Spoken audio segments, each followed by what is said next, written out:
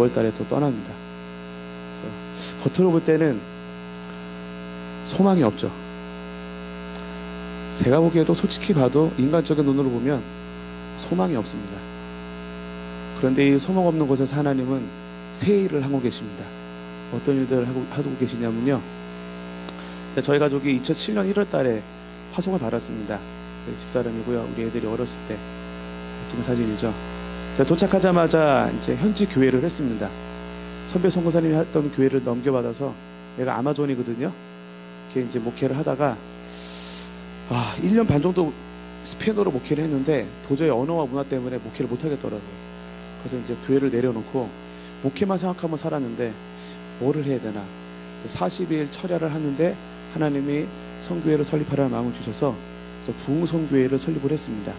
그 선교회와 어떤 일을 하고 있냐면 연합 찬양 예배를 드립니다. 그 화요일, 한국에는 화요 모임이 있죠. 예수전도단이 했던, 엄청나게 많이 모였던 그거랑 똑같은 건데요. 매주는 못하고 매월 마지막 주 찬양팀, 여기가 이제 가장 큰 체육관이거든요. 연합 찬양팀을 세웠습니다.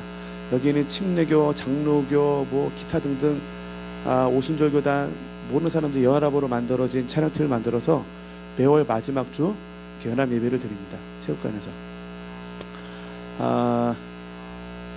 그러다 이제 자리를 옮겨서 콘서트홀로 옮겨갔고요.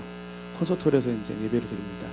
저희 아마존의 그 크리스찬 수가, 제가 사는 도시가 말이 도시지 5분이면 끝에서 끝까지 가거든요.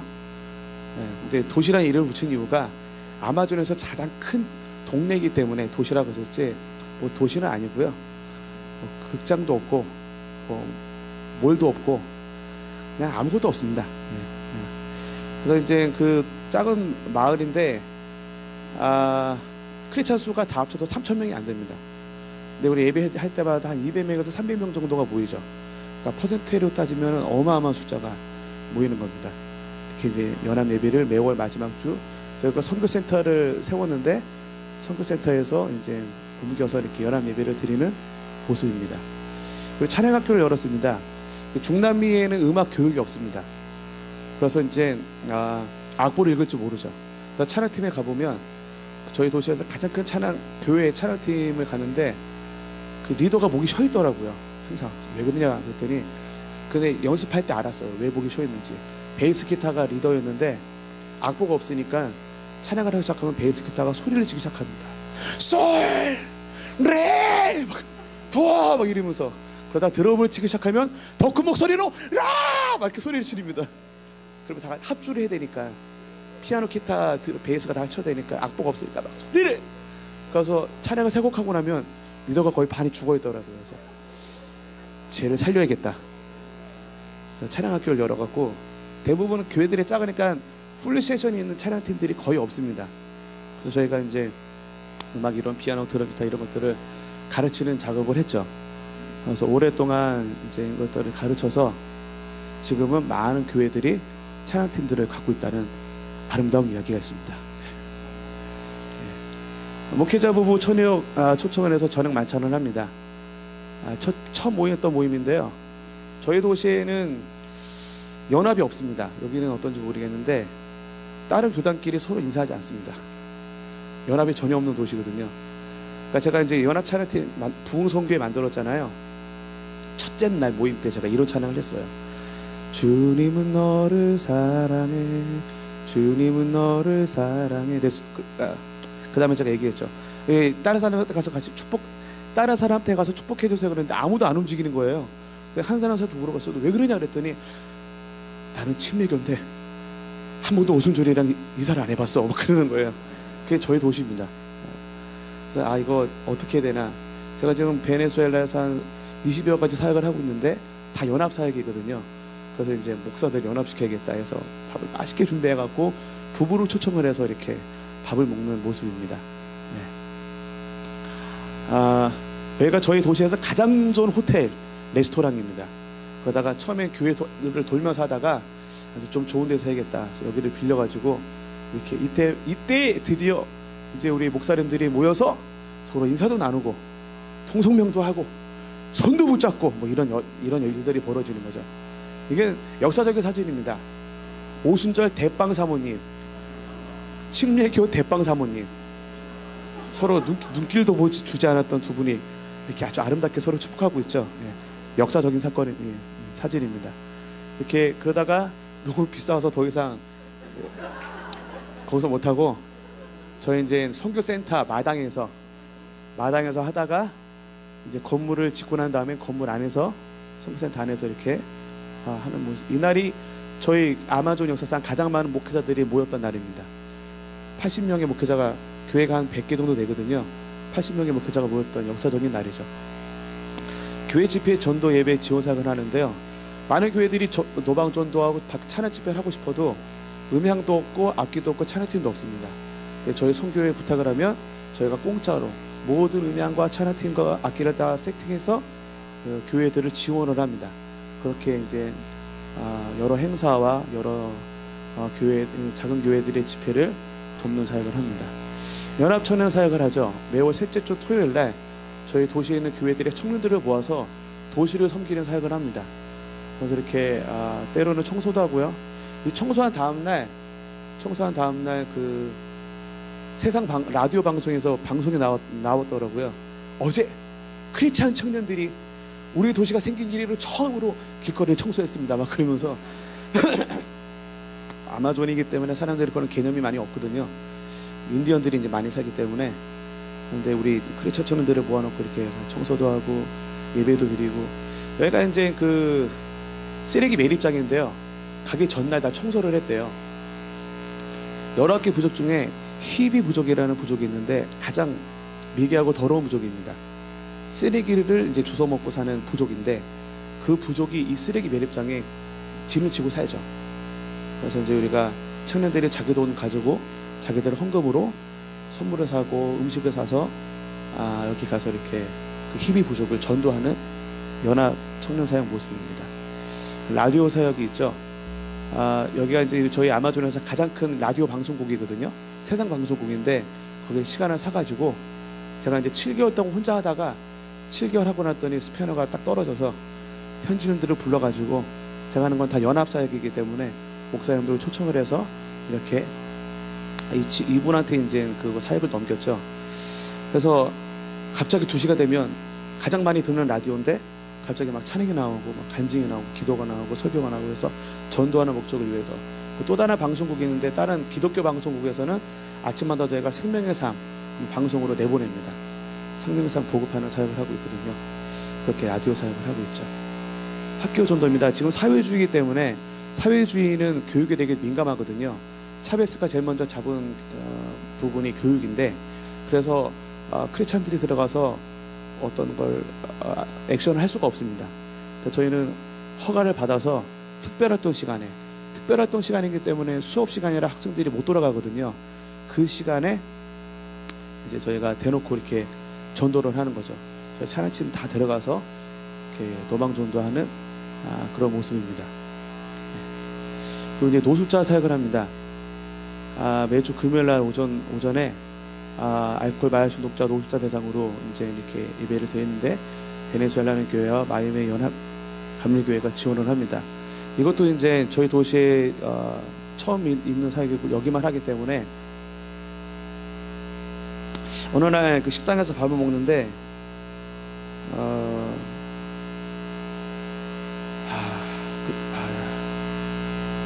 이해하시죠? 그 영어도 잘 안 되고 한국어도 안 되는 거. 제가 지금 스페인어도 안 되고 한국어도 잘 안 되거든요. 저는 이제 주로 현지인들이랑 살기 때문에 한국어로 설교할 일이 전혀 없습니다. 작년에 2030 집회 때 설교하고 오늘이 또 그 이후로 처음으로 한국말로 설교하는데 한국말이 잘 안 나와요. 이해해 주시기 바랍니다.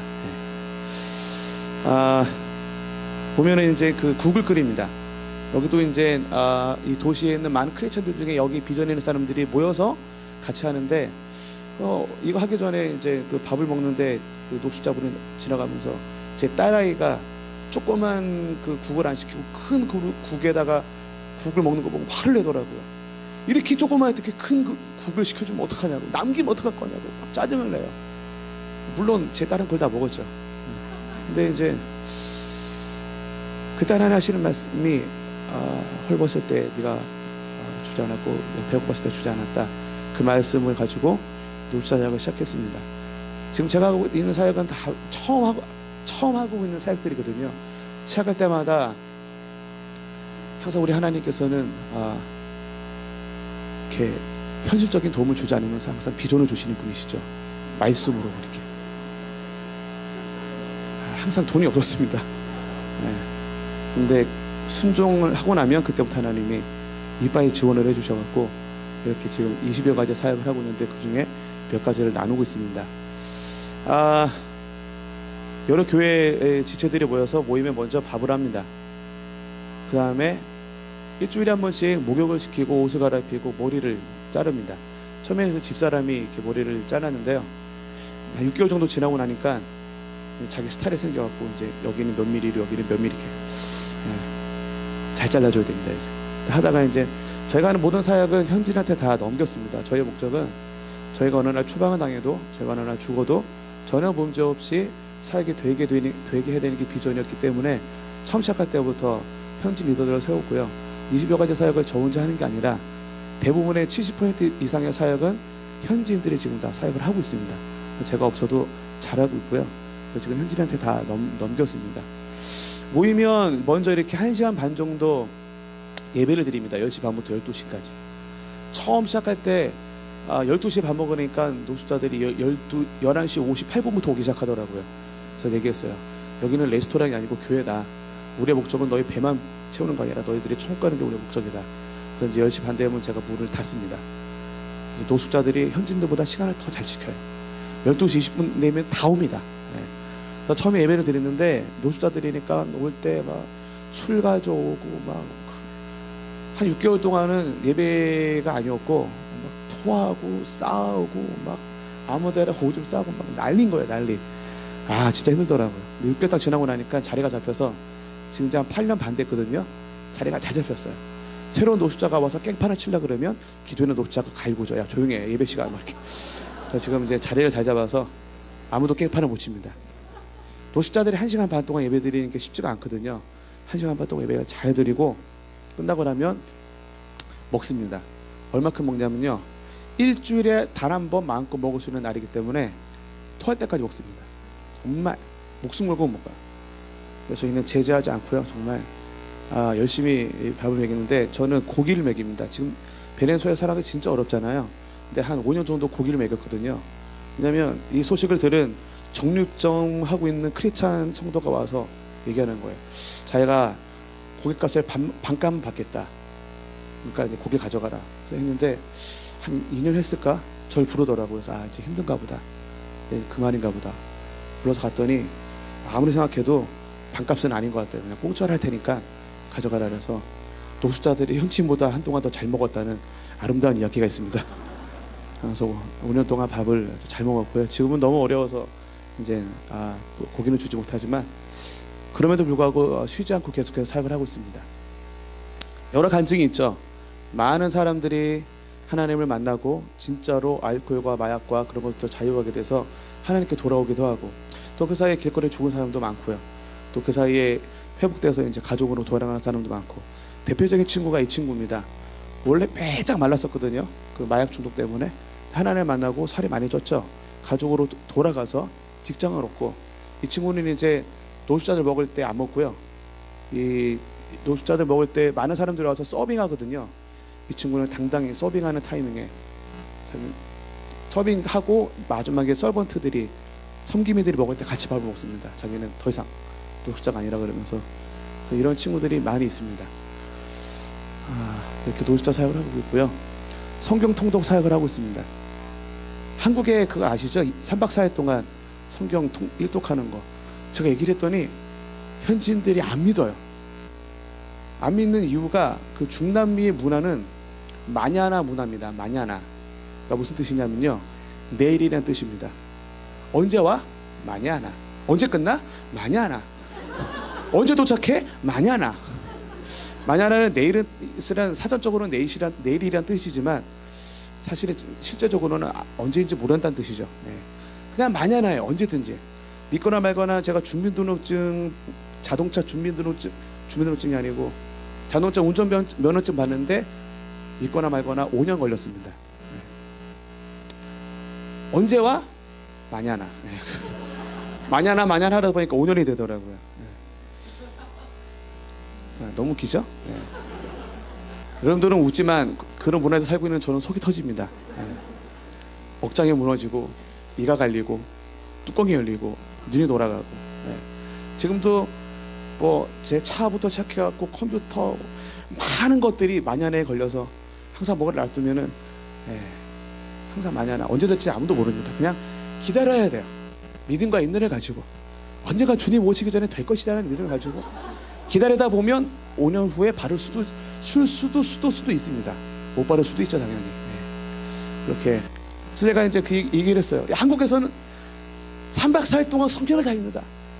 아무도 안 믿어요. 당연히 안 믿죠. 이 사람들 문화로는 성경을 다 읽으려면은 3박 4일 동안 3년은 걸릴 텐데 3박 4일 동안 한다니까 한국 사람들이 이상하게 쳐다봅니다. 쟤네들은 인간이 아닌가 보다 이렇게 쳐다보는데, 그래서 제가 하는 사역들은 다 그냥 하는 게 아니라 제가 먼저 시작을 하고 자 성공하고 나면 다른 도시에 세팅을 하고 이제 그런 사역을 하고 있는데요. 아마존에서 성경 통독을 신구약 다 하면 남미 사람들은 죽을 수도 있습니다. 그래서 처음에 이제 신약부터 토요일 하루 금식을 하면서 12시간 동안 신약을 다 했습니다. 얼마나 빨리 있는지는 그 동영상이 내가 지금 없는데 엄청 빨리 제가 이제 그 통독하는 사람들을 3개월 훈련을 시켜서 엄청 빨리 읽어야 12시간 만에 하루 동안 신약을 읽거든요. 그래서 이제 아마존에서 이렇게 여기가 지금 아침이 시작했죠. 밤이 됐습니다. 12시간 동안 사람들이 안 가고 읽는 거죠.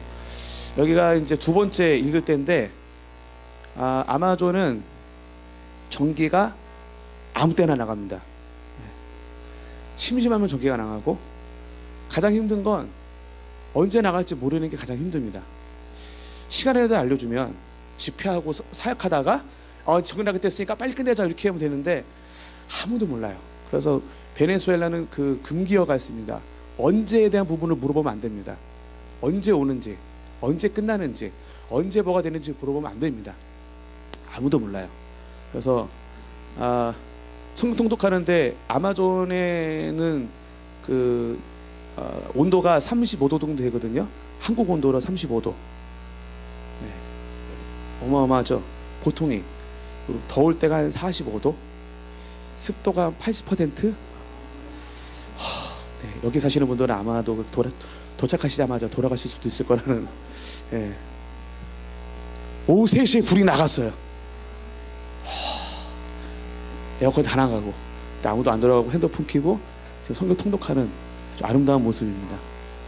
시우다 볼리바르는 이제 다른 도시에서 특별히 오르다스라는 여러 도시에서 계속해서 지금 성경 통독하는 사역을 일으키고 있습니다.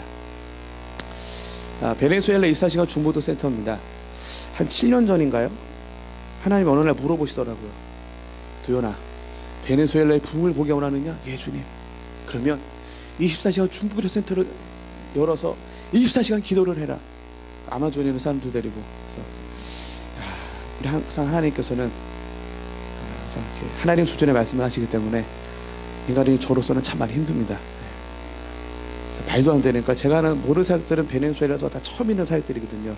성경 통독이든 24시간 중보기도 센터든. 그래서 제가 큰 도시로 이사를 가야겠다. 왜냐면 이걸 하려면 많은 교회들이 필요하겠다 생각을 했어요. 근데 하나님이 끝까지 아마존에서 시작하라 그래서 한 6년 전에 이제 중보기도 센터를 시작했습니다. 교회들이 이제 릴레이로 와서 기도하는 거거든요. 하루에 2시간씩 센터에 와서 한 교회가 2시간 기도 끝나면 다음 교회 와서 또 2시간 기도하고 또 2시간 기도하고 계속해서 이렇게 릴레이로 기도하는 모습인데 아직 24시간 기도 못하겠고요. 오전 12시간을 기도를 계속 하고 있습니다. 때로는 기도를 다 하기도 하고 못하기도 하는데 중요한 건 우리가 지금 6, 7년 동안 계속해서 기도를 하고 있는 모습이고요. 뿌에르토라크루스라는 중보기도 센터의 모습입니다. 그다음에 시우다 볼리바르라는 중보기도 센터의 모습인데 처음에 이 도시에 갔을 때 이제 그 한국의 기도를 통한 부흥을 말씀을 항상 나누거든요. 그리고 이제 이 비전을 나누죠. 이 도시 목사님들이 100명이 넘게 모였는데 비전을 받아들였어요. 제가 얘기했습니다. 너희들이 3개월 동안 12시간 오전을 기도를 잘하고 나면 24시간 기도를 시작하자. 그랬더니 이 목사님들이 그 비전을 받아들여서 기도하기 시작하는데 이 도시의 여러 교회들, 여러 교단의 교회들이 계속 와서 1시간씩 기도를 하는 겁니다. 기도 끝나면 또 오고, 기도 끝나면 또 오고, 이런 식으로 기도를 하는 거죠. 3개월 동안 기도를 했어요. 이제 언제까지 했냐면, 우리 목사님은 아시겠지만 남미 문화에 대해서 12월 31일, 1월 1일 아무도 모이지 않습니다. 그때는 다 가족들이 모이는 날이거든요. 근데 이 사람들은 제 말에 순종해서 12월 31일과 1월 1일도 쉬지 않고 3개월 동안 정말 12시간 기도를 한 거예요. 그래서 저한테 연락이 왔어요. 우리 12시간 다 했어. 이제 진짜 24시간 기도를 하기 원해. 그래서 저를 초청을 해서 다시 갔더니 내가 이제 가장 큰 스테디움인데 한 5천 명 이상의 크리스찬들이 모여 있더라고요. 모여 있는 게 아니었죠. 제가 먼저 갔었는데 5시 반 예배를 드렸거든요. 제가 낮에도 식사하면서 어떤 분께 말씀드렸는데 베네수엘라 목회자들은 예배 시간에 자주 늦습니다. 뭐 믿거나 말거나. 목사들이 문화예요, 문화. 남의 문화는 항상 드랑길로, 이거는 뭐 침착해, 걱정하지 마, 많이 하나, 내일 하면 돼, 뽑고 천천히 뭐 이렇게, 이게 남의 문화거든요. 그래서 뭐 목사가 30분 늦고 그런 건 전혀 문제가 안 돼요. 그래서 11시 예배에서 11시 예배 드리는 교회가 거의 없죠. 네. 언제 예배를 시작하냐면 성도들 오고 목사님 도착하면 예배 시작하는 거예요, 그냥. 네. 언제 시작하지? 언제 되는 거 물어보면 안 된다고 했죠. 언제 예배 시작하냐고 물어보시면 안 돼요. 그냥 때 되면 하는 거예요. 네. 그게 남미 문화인데, 내가 그때 집회 준비하러 먼저 갔는데 4시 반부터 사람들이 오기 시작하는 거예요. 그래서 물어봤죠. 5시 반이 집회야. 5시 반이라고 광고한 이유는 7시에 집회 시작하려고. 제가 이제 오래 살았기 때문에 알죠. 그렇기 때문에 5시 반에 광고하면 7시쯤 시작할 수 있겠구나 했는데 4시 반부터 사람들이 모이기 시작하는 거예요. 그래서 너 왜 그러냐 그랬더니 자리를 차지해야 된다고. 한국 사람이 집회라면 정시에 시작했기 때문에 자리를 놓치면 안 된다고 4시 반부터 모여갖고 그날 5시 40분에 집회를 했다는 믿기 힘든 이야기가 있습니다. 네. 근데 그때 보니까 5천 명 이상의 크리스찬들이 모였어요. 그래서 그때 말씀을 다시 한번 전하고, 중요한 건 그 다음부터, 이게 스페인어인데요. 2016년 1월 25일부터 24시간 365일 주님 다시 오실 때까지. 그래서 지금 이 도시, 이게 시우다 볼리바르라는 도시거든요. 2년 반 동안, 지금 2년 반이 넘었는데요. 24시간 정말로 아침 저녁 새벽까지 교회들이 130개의 교회, 여러 교단의 교회들이 모여서 2년 반이 넘게 24시간을 실제로 기도를 하고 있습니다. 그러니까 남미 문화에서는 이게 진짜 어마어마한 일이거든요. 제가 보기에는 중남미에서 유일한 도시가 아닐까 생각을 합니다. 나라가 지금 망해가고 있죠. 기독교는 엄청난 붕이 일어나고 있습니다. 어마어마한 붕이. 제가 20여 가지 사역을 하는 이유가 엄청난 붕이 일어났는데 선교사가 없어서 어찌 하다 보니까 이제 그렇게 사역을 하고 있는데, 너무 많은 곳에서 집회 요청이 옵니다. 집회를 가면 최소 100명에서 1000명, 2000명 이렇게 모여 있어요. 하나님을 찾는 그 열정과 그 하나님을 향한 그 마음이 얼마나 간절하고 뜨거운지 모릅니다. 원래 베네수엘라가 상당히 교만했던 나라거든요. 돈이 많았기 때문에. 근데 지금은 얼마나 많이 겸손해졌는지, 지금이 정말 선교를 해야 될 때인 거죠. 그래서 나라가 그렇기 때문에 교회들이 이렇게 정말 간절하게 기도를 하면서 하나님을 찾고 있습니다. 그래서 이 중보센터의 목표는 모든 도시에다가 중보센터를 세우는 게 저희 비전입니다. 처음에 저희가 사는 아마존에서 시작을 했다가 지금 이제 아카리고와 자라꾸이, 까라카스, 푸에르토라크루스, 브루토르다, 시우다볼리바, 산필리스키 8개 도시에 중보센터가 세워져서 교회들이 연합으로 기도를 하고 있고요. 제일 중요한 도시는 수도 까라카스입니다. 어디든 수도가 제일 힘들거든요. 제일 그 목사들이 교만하고 다 대표가 되길 원하고, 제가 이거를 시작했지만 저도 대표는 아니거든요. 제가 하는 사역은 다 연합사역인데, 연합을 위해서는 대표가 있으면 연합이 안 됩니다. 그래서 우리의 머리는 하나님이다 하고 하는데 목사님들은 잘 안 되더라고요. 그래서 누가 항상 대표가 되냐 그래서 그런 일이 벌어지는데, 드디어 한 달 전에 까라카스에 중보도 센터가 세워졌습니다. 까라카스 중보도 센터 모습이고요. 한 달 되는데, 한 달 동안 유리창에서 잘 사진이 안 찍히는데, 한 달 동안 12시간 기도를 하루도 빠짐없이 지금 하고 있습니다. 저 기도 제목은 올해 안에 카라카스에 24시간 기도를 하는 게 비전입니다.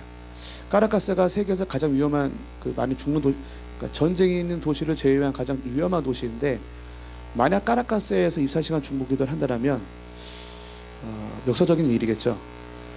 처음에 저는 이 사역을 할 때 하나님이, 저는 그 큰 도시로 이사 가려고 그랬는데 하나님이 굳이 아마존에서 하라 그러는 그 조그만 도시에서, 뿌에르토 아자쿠초 하면 베네수엘라 안에서도 가장 미개하고 멀고 조그만 도시라고 이해되거든요. 그래서 나 뿌에르토 아자쿠초에서 왔어 그러면 다 무시합니다. 그런 도시에서 하나님이 시작하라는 거예요. 순종해서 했죠. 1년 정도 지났을 때 이 소식을 소문을 듣고 여러 도시의 목사님들이 아마존에 있는 주무센터를 방문을 했습니다. 방문을 해서 저한테 다 똑같은 얘기를 하더라고요. 똑같은 얘기는 뭐냐면, 와, 아자쿠초에서 할 수 있어? 아, 그러면 우리 도시도 할 수 있겠네. 다 그 얘기를 하더라고요. 그때 알았죠. 하나님이 왜 굳이 아마존에서 시작하기 원하셨는지. 아마존에는 뿌에르토 아자쿠초라는 도시에서 할 수 있으면 베네수엘에는 모든 도시는 다 할 수 있어요. 그래서 이 사역을 세팅할 때 간단합니다. 아자쿠초 5년 기도했어. 그럼 사람들이 그럼 이렇게 놀라면서 비전을 받아들여서 시작을 하죠. 하나님 왜 카라카스를 선택해서 중보기도 센터를 세웠을까요? 카라카스가 24시간 기도를 할 수 있다면 전 세계의 모든 도시는 기도를 할 수 있습니다. 왜냐하면 가장 위험한 도시이기 때문에. 그래서 하나님이 이렇게 지금 베네수엘라에 이런 일들을 하고 계시는 것이죠. 오늘은 여기까지 사역에 대한 이야기고요. 2부와 3부는 내일 하도록 하겠습니다. 요한복음 12장 26절 말씀 아까 읽었었죠. 나를 섬기러 가는 사람은 누구든지 나를 따라오너라. 내가 있는 곳에는 나를 섬기는 사람도 나와 함께 있을 것이다. 누구든지 나를 섬기면 아버지께서 그를 높여주실 것이다 라고 성경은 말씀하십니다. 저는 서울에서 태어났고 한국에서만 살다가 갑자기 이제 베네수엘라를 가게 됐는데 마음이 어렵더라고요. 계속 중국만 생각하고 있다가 갑자기 베네수엘라에 가게 됐는데, 제가 살았던 이제 10년 동안 아마존에 살다가 6개월 전에 카라카스 이사를 왔거든요. 아마존 10년은 정말 힘든 시간이었습니다. 지금 아마존에 살면서 세보지는 않았는데요, 최소한 300번 정도 도망치려고 그랬던 것 같아요. 정말 무지하게 힘들더라고요.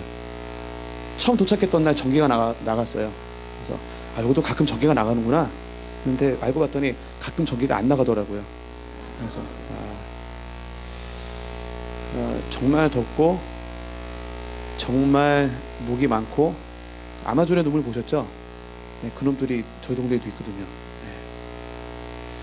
그거 물리면 면역이 없는 사람은 길게는 6개월까지 간지럽고요. 면역이 있으면 한 일주일 정도 간지러운데, 감사하게도 저희 가족은 다 면역이 있어서 일주일 정도밖에 안 간지럽긴 하지만, 뒷사람은 너무 많이 물려가지고 치마를 못 입고 다녀요. 흉터가 너무 많이 나와서 처음 올라가고 엄청 긁었거든요. 배웠어야 되는데 못 배워갖고, 그거를 아마존에 오시게 되면은 제가 선배 송사님을 울거갖고 17년의 노하우를 알아냈는데요. 딱 물렸을 때 한 방에 해결할 수 있는 어마어마한 비결이 있습니다. 뭔지 아세요? 17년 사역해야 배울 수 있는 것 같아요. 촛농을 정확히 그 자리에 딱 떨어뜨리면 카타르시스와 함께, 그걸 못 배워서 열심히 긁어가지고 뒷사람은 이제 발에 흉터가 많이 남아있죠. 제가 29살 때 아마존에 도착했고요. 제 집사람은 26살 때 도착을 했습니다. 근데 저는 이제 불교였는데, 저희 집안 전체가, 제가 중학교 2학년 때 처음으로 하나님을, 저희 집안 전체에서 하나님을 만났습니다. 하나님 만나기 전에는 개판이었죠. 제가 7살 때 친엄마가 집을 나가면서 집이 홀딱 망하면서 9살 때 새엄마가, 어떤 아줌마가 들어왔는데 저한테 자기 엄마래요. 제 엄마래요. 그래서 저 아줌마 뭐지? 막 그랬는데 거기 좀 잘 살았다가 망하고 난 다음에 구로구 가리봉동 4평짜리 집에서 5명, 5식구 같이 살았는데 못 살겠더라고요. 특히 어떤 이상한 아줌마가 들어와서 못 살겠더라고요. 그래서 초등학교 때부터 가출을 하기 시작하고 집이 워낙 가난해서 형 누나 제가 막내인데 형이 중학교 2학년 다니다가 학교 자퇴하고 돈 벌러 갔죠. 제가를 배우러 갔고 저도 그때부터 이제 아르바이트가 아니라 생존을 위해서 이제 돈을 벌러 다니기 시작했는데 그런 건 다 참을 수 있었는데 갑자기 어느 날 엄마가 사라진 거랑 어떤 아줌마가 들어온 거는 이게 이해가 안 되고 용납이 안 돼서 그때부터 이제 가출하기 시작하고 그래서 그때 저랑 같이 그 길거리에서 살았던 친구들은 아직도 저를 이해하지 못하죠. 같이 이제 뭐 술 담배하고 막 이상하게 살았던 친구들이 몇몇 친구들은 아직도 그렇게 살고 있는데 같이 그랬던 제가 하룻밤 사이에 하나님 만나고 나니까 그냥 진짜 정신을 못 차리겠더라고요. 하룻밤 사이에 술 담배 다 끊고 가출 더 이상 안 하고 학교를 다니기 시작했죠. 그때 이제 중학교 때 하나님 만나고 이렇게는 더 이상 못 살겠다 해서 고등학교 1학년 때 선교사로 헌신을 했습니다. 그때부터 선교 말고는 생각해 본 게 없고요. 선교만을 위해서 살다가 선교지를 나갔는데 선교 못 하겠더라고요. 정말 선교는 환상이 아니었어요. 현실이었습니다. 6개월 정도 지났을 때 저기 아마존까지 가려면 강을 3개를 건너야 됩니다. 강을 3개를 이제 차를 타고 3개를 건너야 아마존을 도착하는데 아마존에서 까라카스로 가는 첫 번째 강에 저 혼자 갔어요. 가서 생각하기를 일단 도망쳐야겠다. 아마존이 아닌 어디서든 살 수 있을 것 같다. 왜냐면 처음 그 문화 충격, 언어, 제가 아마존의 유일한 한국 사람이었거든요. 정말 처음에는 가끔 잊혀버릴 것 같으면 한인교회가 베르사에 하나밖에 없거든요. 차로 14시간. 일단 14시간 차를 몰고 가서 예배를 드리는 거예요. 한국어 예배를 드리고 싶어서. 그리고 참 다시 참 오랜만에 이렇게 한국 차를 드니까 너무 예배 드리니까 좋은데 예전 같았으면 또 지금 펑펑 울면서 얘기를 했을 텐데 이제 12년 되니까 뭐 눈물은 나오지 않지만 처음 3년이 참 힘들었던 것 같습니다. 그래서 그때 6개월 정도 됐을 때 그 강가에 가서 지나가는 어떤 차들은 히치하이킹을 해서 여기를 떠나야겠다. 그때 당시 매일 하루 3대의 버스가 아마존에서 다른 도시로 갔거든요. 그래서 아무 버스를 타든가 아니면 거기가 유일한 길이니까 계속 이제 차들이 지나갈 수밖에 없는 길이었거든요. 6시에 도착을 했어요. 10시 반까지 차가 한 대도 안 지나가더라고요. 버스도 그렇고. 그래서 거기 사는 현지인한테 물어봤어요. 아저씨한테 여기 왜 이러는 거야? 그랬더니 그 사람이 하는 얘기가 나 이거 35년 살았는데 진짜 이상하다. 이런 나는 처음이다. 막 그러는 거예요. 그래서 공포 영화도 아니고 무섭더라고요. 이거 도망도 마음대로 못 치는구나. 정말 너무 슬퍼서 펑펑 울면서 돌아갔던 기억이 있습니다. 6개월 됐을 때. 니들은 웃지만 난 그때 못 웃었다. 네. 지금 이렇게 웃으면서 얘기하지만 사실 초창기 때 성경 보고 하면 얘기할 때마다 너무 눈물이 나더라고요. 네. 근데 가장 힘들었던 건 이제 저희 아버지 이제 87세가 되셨는데 올해 제가 저희 집 막내거든요. 형 누나가 있는데 형이랑 누나는 다 딸들만 있어요. 저는 이제 아들이랑 딸이 있는데 아들이 유일한 손자입니다. 그러니까 이제 저희 아버지가 연세가 많으시니까 해외 전화 못 하세요. 근데 몇 년 전부터 배워갖고 가끔 저한테 전화를 하세요. 우시면서 또 언제 오냐. 언제 돌아가실지 모르니까 나 죽기 전에 네 얼굴 한번 보자. 지금도 이제 마지막으로 함께 한 게 한 4년 전인데 지금도 가끔 전화를 하세요. 전화해서 오시면서 언제 오냐. 넌 나를 사랑하지 않냐고 이런 자꾸 말씀을 하시는데 또 보면 내가 죽기 전에 손자 한번 보고 죽자. 네. 근데 지금 제 아들이 9살이니까 뭐 혼자 보낼 수도 없고 이렇게 좀 다른 거는 이제 뭐 좀 참겠는데 좀 어렵더라고요. 그래서 선교가 너무 나오고 싶어 선교를 나왔는데 쉽지 않았습니다. 10년 동안 한 300번 이상 도망치고 그랬었고, 근데 지금은 끝까지 버텼더니 하나님이 기운을 주셔서 많은 사역들을 하고 있고, 내일도 계속 나누겠지만 베네수엘라에서 처음 하는 엄청나게 많은 사역들을 하고 있거든요. 하나님의 은혜죠. 그런데 선교의 시작은 잘 아는 것처럼 마태복음 8장에 보면 가라가 선교의 시작입니다. 제가 이제 도망치려고 했던 날 하나님 주셨던 말씀이 이 말씀이거든요. 더 이상 못하겠다, 도망쳐야겠다 주신 말씀이 이건데, 만약에 제가 한국에 없다라면 한국 기독교에 어떤 일이 벌어질까요? 제가 한국에 없으면 한국 기독교계에 어떤 일이 벌어질까요? 아무런 일이 벌어지지 않습니다. 아무런 일. 엄청나게 많은 크리스천들과 목회자들과 하나님의 사람들이 있기 때문에 저 같은 사람이 한국에 없어도 한국에는 아무런 일이 벌어지지 않습니다. 만약 지금 제가 베네수엘라에, 그리고 베네수엘라의 아마존에 이제 10년 동안 없었다라면 어떤 일이 벌어질까요? 제가 지금 나눴던 모든 사역들은 존재하지 않을 것이고, 사역이 중요한 게 아니고, 내일 더 자세하게 나누겠지만 19개의 부족 중에 아직도 미전도 종족들이 있거든요. 제가 거기에 지금은 까락가사였지만 제 모든 사역을 현지 제자한테 넘겨서 아마존 사역은 계속해서 되어지고 있고 더 잘하고 있습니다. 제가 만약 순종하지 않아서 아마존에 가지 않았다면 아마존에 있는 많은 영혼들, 하나님 모르는 부족들은 다 지옥 가겠죠. 첫째가 올해 중학교를 올라갑니다. 아마존에서 정부에서 하는 학교를 다녔는데 정말 개판이에요.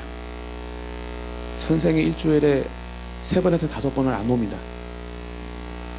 비 오면 안 오고, 차비 없으면 안 오고, 전기 끊기면 안 오고, 뭐 심심하면 배고프면 안 오고, 그냥 안 와요. 학생이 안 오는 게 아니라 선생이 안 옵니다. 아침 8시부터 12시까지 수업이거든요. 4시간 수업하는데 그것마저도 없으니까.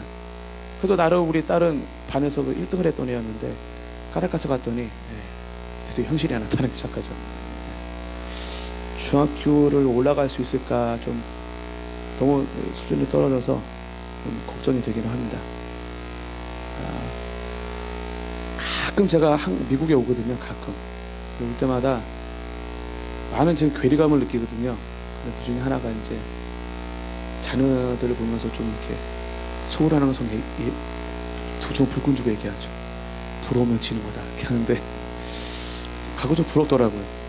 얼마 작년에는 그 디트로이트 연합감리교회 가서 부흥의 말씀을 전했는데 거기 체육관이 있더라고요. 그래서 애들이 모여서, 우리 또래 아이들이 모여서 이렇게 배구를 하는데, 우리 애가 딸이 배구를 되게 좋아하거든요.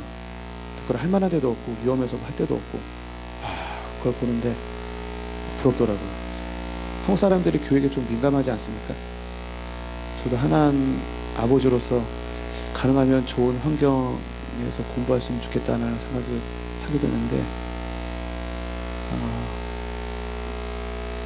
솔직히 말씀드리면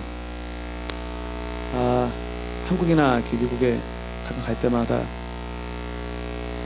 고민을 많이 합니다. 어떤 고민을 하냐면,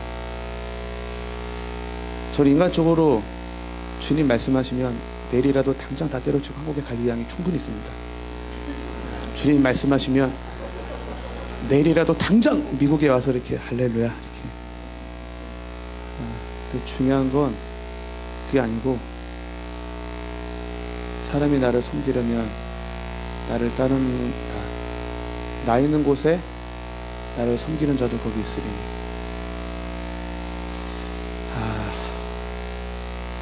말씀 하나 순종하는 게 참 쉽지가 않습니다.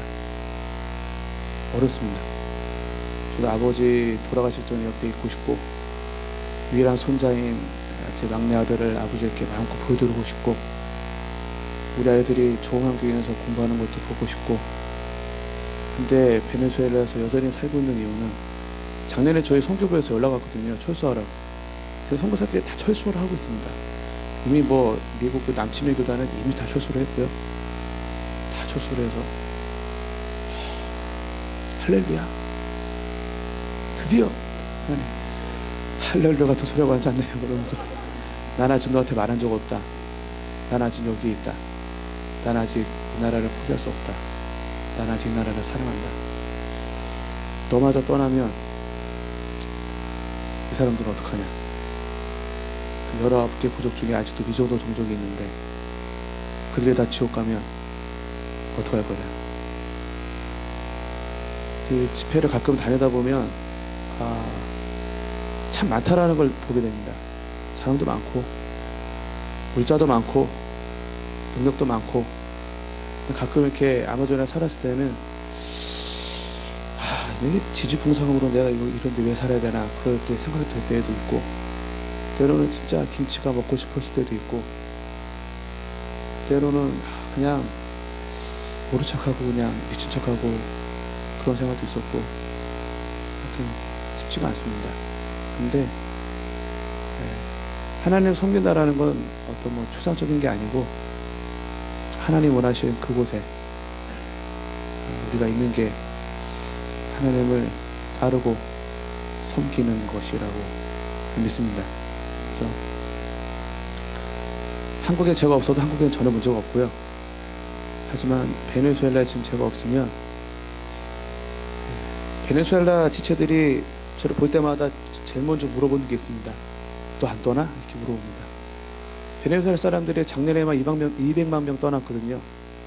자기 사람 나라 사람도 자기 나라 버리고 떠나는데 한국 사람인 저희가 남아서 살고 있는 것 자체에 대해서 현지인들이 너무 감사하고 너무 고마워하고, 지금 베네수엘라는 어마어마한 부흥이 일어나고 있기 때문에 지금이 정말 사역을 해야 될 때입니다. 제가 오늘도 그 식사하면서 잠깐 나눴지만 통계에 의하면 매년 1월 달에 한국 선교사 파송 현황 통계가 나오거든요. 올해 것도 봤더니 캐나다랑 미국의 선교사가 3,200명이 있더라고요. 한국 선교사 3,200명. 베네수엘라의 4가정. 요즘 선교사들도 정말 이렇게 많이 보는 것 같더라고요.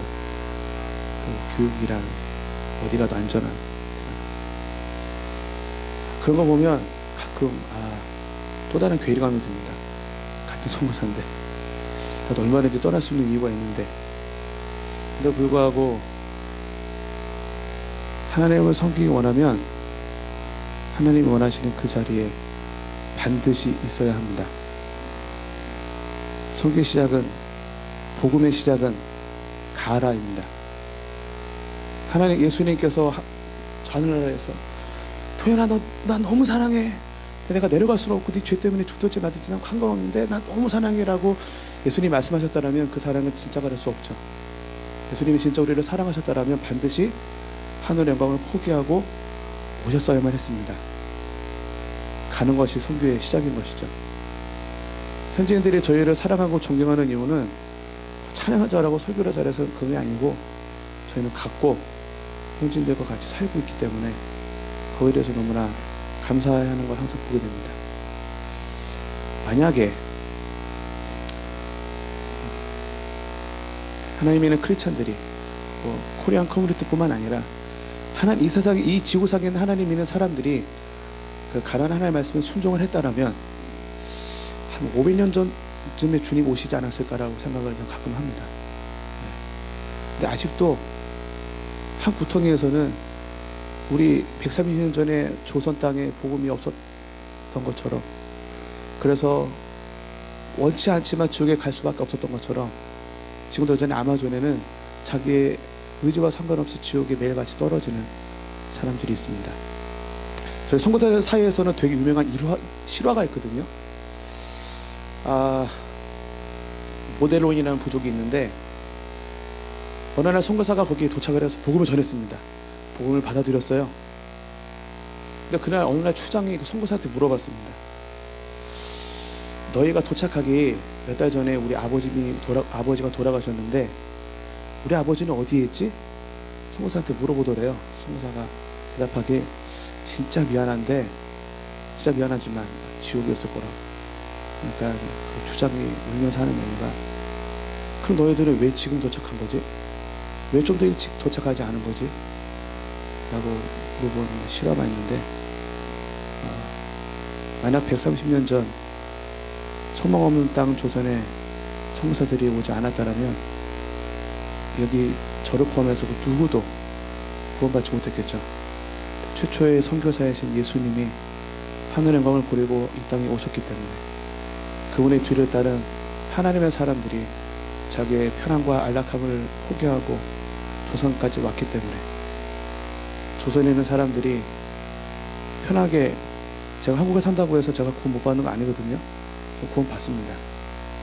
구원과 상관없이 그렇게 지지리공상으로 사는 이유는 그들 또한 복음이 없으면 죽게 갈 수밖에 없기 때문에, 누군가가 가야 하기 때문에, 이렇게 하나님이 하늘을 섬기기 원했고 하나님께서는 저에게 가라고 말씀하셨기 때문에 이렇게 살고 있습니다. 확실한 건 이 땅에 있는 크리스찬들이 다 선교사를 나가지 않는다 하더라도 선교사의 삶을 살 수만 있다라면, 그렇게 복음을 전할 수만 있다라면 그 야노말 부족 같은 19개 부족, 아직 하나님을 몰라서 지옥의 오룻밤에도 떨어지는 그런 일은 없을 거라고 확신을 합니다. 내가 지금 있는 자리가 하나님 원하시는 곳이라면 아무리 어려워도 이 악물고 버티셔야 되고요. 그곳이 하나님 원하시는 자리가 아니라면 아무리 그 자리가 좋아도 떠나셔야 됩니다.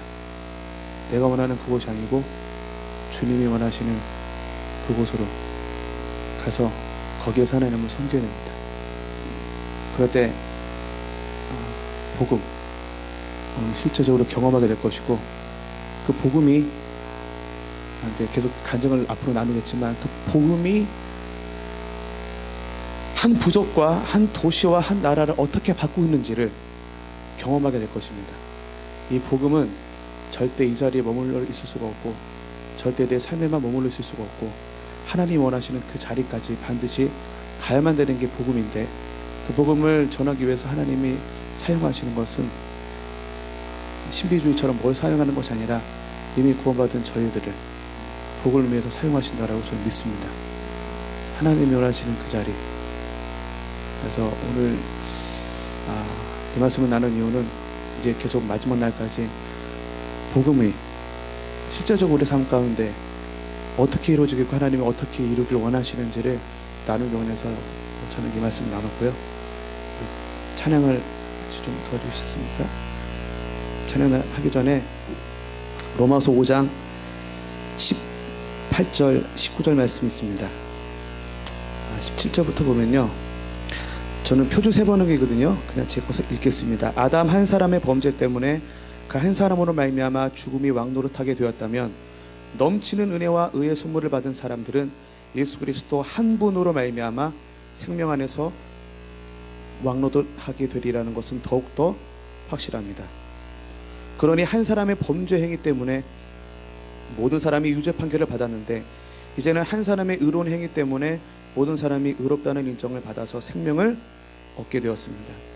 한 사람이 순종하지 않음으로 말미암아 많은 사람이 죄인으로 판정을 받았는데, 이제는 한 사람이 순종함으로 말미암아 많은 사람이 의인으로 판정을 받을 것입니다 라고 성경 말씀하십니다. 모든 시작은 바로 그 한 사람으로부터 시작이 됩니다. 한 사람이면 충분합니다. 저는 뭐 특별히 공부를 잘하는 것도 아니고 잘난 것도 없는데 딱 하나 잘하는 게 있습니다. 순종. 하나님 말씀하시면, 하나님 올바르게 말씀하시면 베네수엘라에 세워진 많은 것들을 포기하고 만약에 내일 북한으로 가라 그런다면 또 걱정 많죠. 북한에 가면 뭐 먹고 살고, 누가 어떻게 돈을 받고 어디서 살고, 걱정 많겠지만 가서 잘할 자신은 없는데 순종할 자신은 있습니다. 오늘 하나님은 그 한 사람, 아담을 통해서, 한 사람을 통해서 죄가 세상에 들어온 것처럼, 예수 그리스도 그분 한 분의 순종을 통해서 구원이 이 땅에 들어온 것처럼, 하나님은 지금도 그 한 사람, 한 사람의 순종을 통해서 한 가족과 한 도시와 한 나라를 바꿀 한 사람을 복음이 들어가기 위해서 찾고 있다라고 믿습니다. 그래서